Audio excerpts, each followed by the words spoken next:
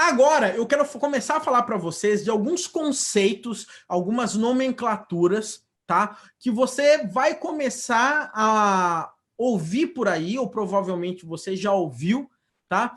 Para você entender como que isso se aplica, tá? Nessa área que a gente está falando, na área de mensageria. Eu acho que todo mundo não, mas muita gente já ouviu falar nesse padrão de pub e sub, né? Publisher Subscriber, né?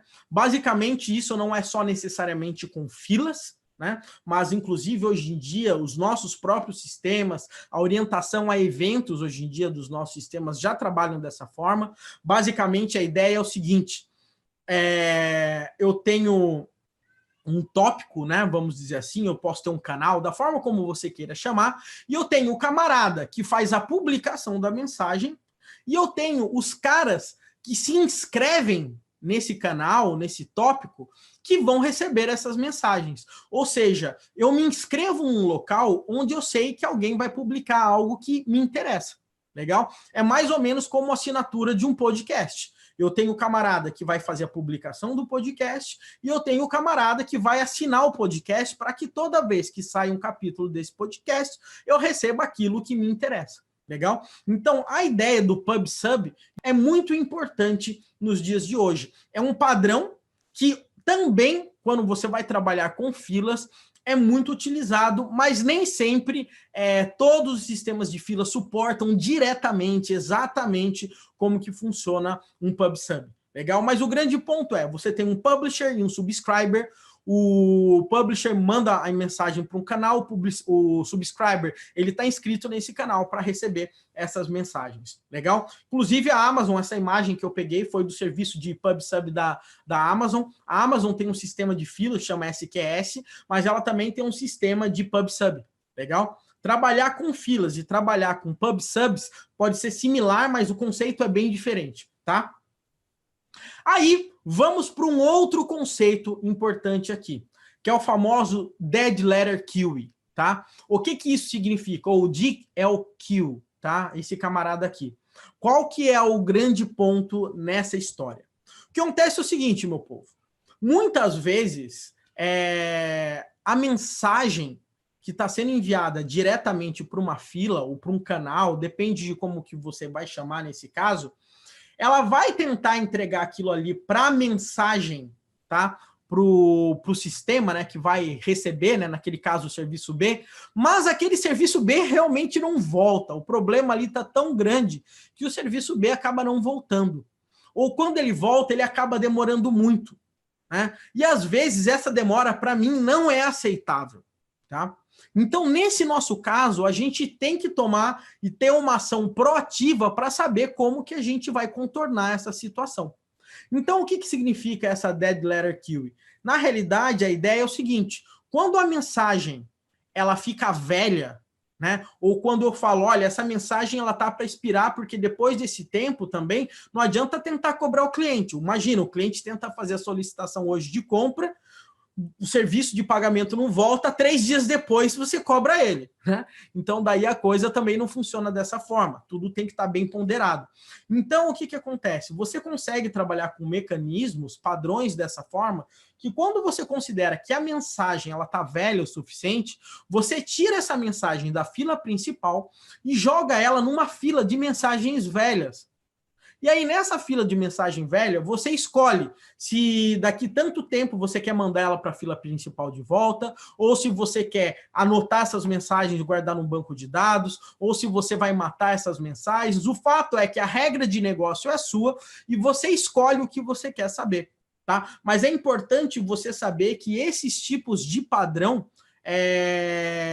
eles existem exatamente para resolver problemas do dia a dia que provavelmente você vai ter quando você começar a trabalhar com filas, tá? Então, existem diversos padrões para você trabalhar com mensagens, tá?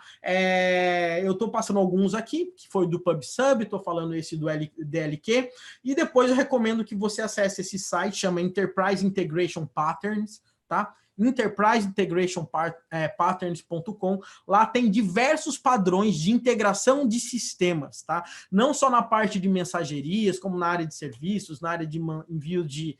Cara, tem muito padrão ali que é muito interessante, inclusive esse gráfico, né, que eu estou colocando, eu estou mostrando exatamente dessa fonte que eu estou colocando. Prefiro falar isso para deixar bem claro para vocês e para vocês poderem acessar esse site depois também. Ele é bem bacana e etc. Bem old fashion, vocês vão entender quando vocês entrarem, mas esse é o grande ponto.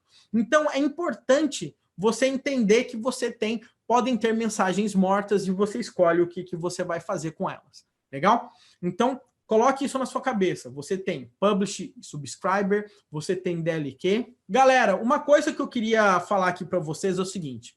Quando a gente tem um sistema monolítico, um sistema que ele é autossuficiente, está tudo dentro dele, simplesmente fazer uma requisição dos dados de endereço de um cliente é algo ridículo. Você dá um new client, passa o ID, dá um find e recebe essa resposta. Quando a gente está trabalhando com sistemas distribuídos, microserviços e tudo mais, o que acontece simplesmente nesse caso?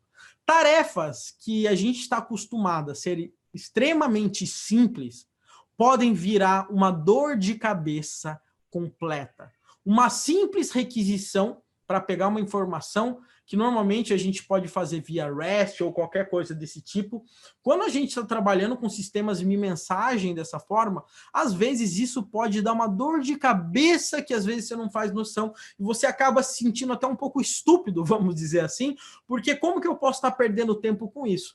Mas o fato é o seguinte, tá? Os microserviços, trabalhar com filas, trabalhar com mensagens, ele te dá uma resiliência muito grande, ele te dá uma sensação de controle muito grande, ele te dá uma flexibilidade muito grande, que realmente é fantástico. Essas vantagens são enormes, tá? Mas, ao mesmo tempo, ele traz problemas que muitas vezes a gente considera idiota, e esses problemas, às vezes, são chatos de conseguirem ser resolvidos, tá? E um problema muito bobo que eu vou mostrar para você e que você tem que normalmente aplicar um padrão para conseguir fazer isso é esse Request Reply Pattern, tá? Vamos imaginar que eu tenho um sistema de checkout e esse sistema de checkout quer a informação do usuário. Então, o que esse Request Reply faz? Ele manda essa solicitação, tá? Para uma fila que ele quer a informação do cliente. Legal? Aí o cliente recebe essa solicitação. E aí ele processa a solicitação e retorna o resultado numa outra fila de resposta para o cara que fez a solicitação. E ao mesmo tempo, esse cara que fez a solicitação, ele está escutando ali para ver se vem a resposta daquela solicitação para ele. Quando vier, ele pega aquilo e processa. Legal? Então, pode parecer algo muito bobo, mas é uma comunicação de request response, request reply. Algo que a gente está totalmente acostumado a fazer uma requisição REST, por exemplo. Mas quando você está trabalhando com mensagerias, você tem que definir quais são as filas que isso vai poder entrar. A grande diferença é que você consegue fazer, nesse caso, a sua fila receber milhões de mensagens por segundo. E mesmo que as suas máquinas que vão processar isso não vão ter poder computacional para processar de uma vez só, elas vão processando na medida do possível, mas você não perde mensagem. E aí está uma diferença muito grande do que uma simples requisição REST que você faz e ela, naquele momento, perdeu o response, acabou, morreu aquela solicitação. Entendeu? Então, o nível de problema e o nível de solução aí é muito diferente. Legal? Então, essa é a ideia. Você tem um canal para fazer a request e você tem um outro canal para ter o reply. Legal?